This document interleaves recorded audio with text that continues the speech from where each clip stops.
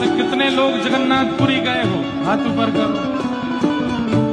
वाह, कितने लोग नहीं गए आज तक? वो हाथ ऊपर करो।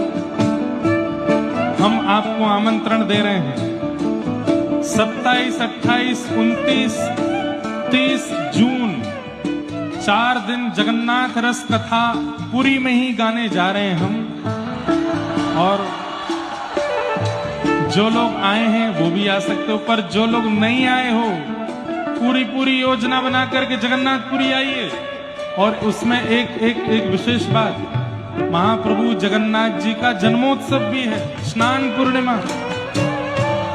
जिस दिन महाप्रभु जगन्नाथ जी बाहर आते हैं और सुंदर सुंदर कलश के जल से महाप्रभु जगन्नाथ जी का स्नान होता है, तो जो लोग नहीं आए हो इस साल बना लो योजना और पहुंच जाओ जगन्नाथपुरी।